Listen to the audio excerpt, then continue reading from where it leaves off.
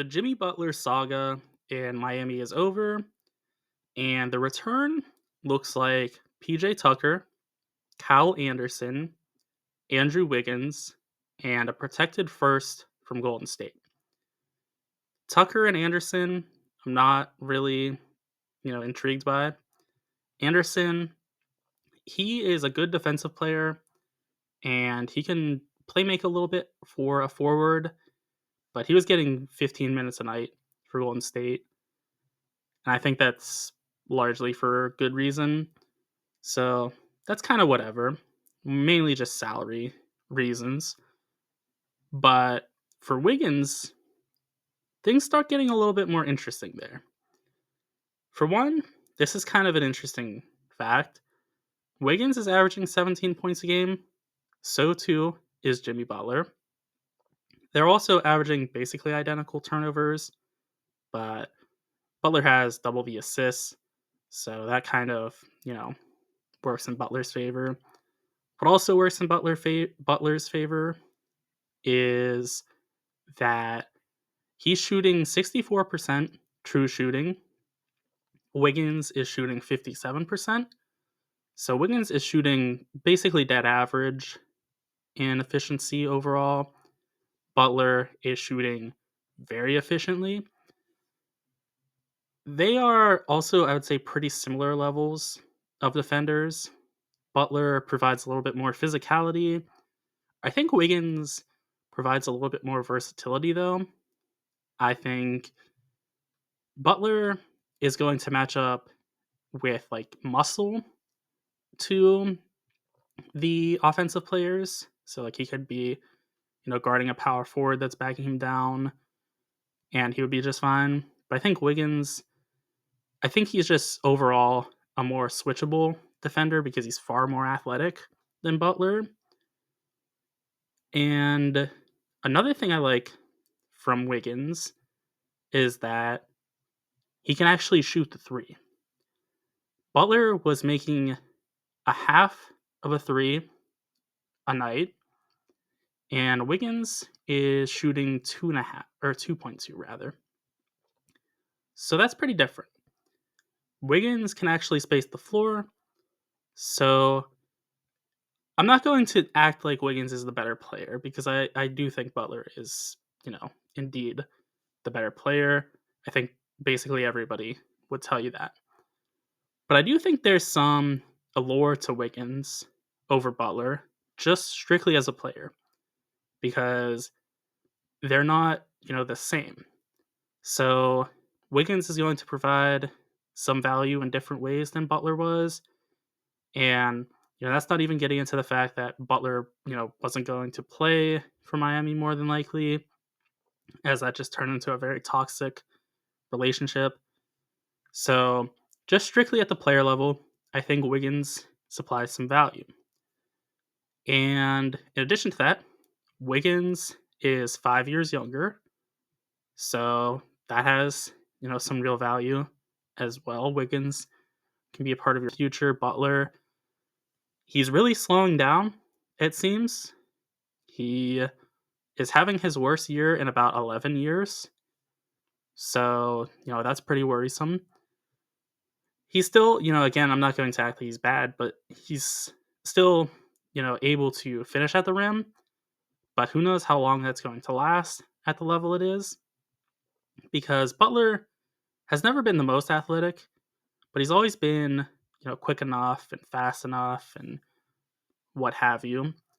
So that is something I want to monitor because I do think that, if he loses a step and he continues to not be able to shoot the three, which I would imagine he can't, he just has never been a consistent shooter. And, at like 36, I think that would be a little bit hard to learn. That becomes very difficult to be, a prolific scorer. So I think there's a world in which next year even, Wiggins is the better player than Butler is. I'm not, saying that's the most likely scenario, but I think, Wiggins, he's 30. He's not slowing down really. he might not be, as athletic as he was when he was, 18 because he was an athletic monster, but, he's still got some pep in his step.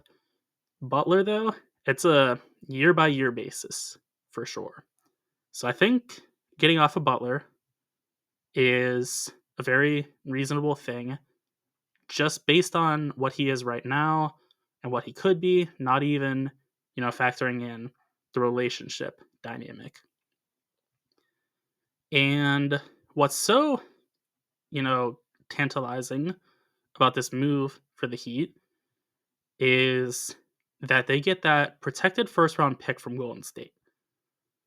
So what the pick is it's a top 10 protected pick from Golden State. So if it doesn't convey, the same protections exist in 2026, and it would seem like, that's kind of unlikely because, the Warriors don't look like a, bottom 10 team. But if it doesn't convey, and then it doesn't convey into 2026 with the same protection, in 2027, it's unprotected. So with the Heat, you kind of can't lose here. They're going to get either a pick right now or they're going to get an unprotected pick in 2027 when, Curry's going to be older, Butler's going to be older, Draymond's going to be older. They're going to be ancient at that point. And, if things go south, and I don't know exactly where Golden State is in the standings right now. I know their record is 25-24, but I'm assuming it doesn't, fall into the 10 range. So either way, this could be a pretty juicy pick. Especially with the way the Heat draft. Say, Golden State has like, the 13th pick this year. I would trust the Heat to get, a solid player or package that into something pretty nice. So I like this quite a bit for the Heat. I try to always be like a little bit mysterious and, withhold judgment until like the end of the video, which we're arriving to.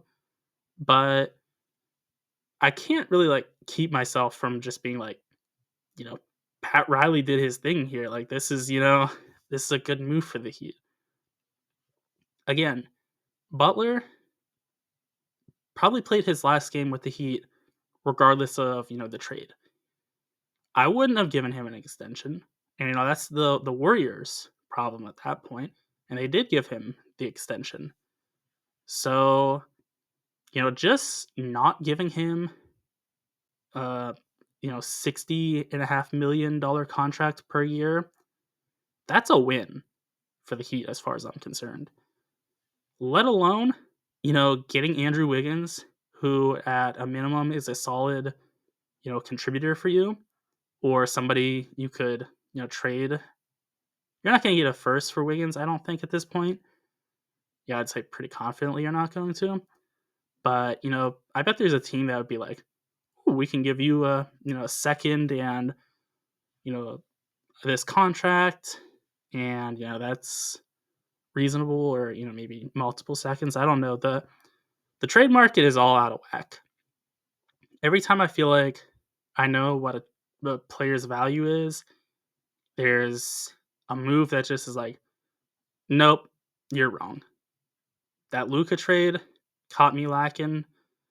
I was dumbfounded by it, but that's neither here nor there. So these picks that the Heat have come into or possibly can get into, they have a lot of value in my eyes. And, I don't always buy into the belief that you can compete now and later, but the Heat are pretty dead set on that. And getting, this pick from Golden State, I think that helps them in their desires for that. And, possibly flipping Wiggins or Kyle Anderson or, something like that. I think the future is pretty bright for Miami. And that's not even, getting into the Bam Adebayo, the is it Ware, I think, the rookie for them this year, who's great. There's Hero taking a big step. There's, a lot to be optimistic for. So I think getting off of Butler and not having to either let him go for nothing or, be even worse, re-sign him, I think that's a major W for the Heat. Those are my thoughts on the trade. Be sure to let me know what yours are in the comment section. And also be sure to like and subscribe for more NBA content.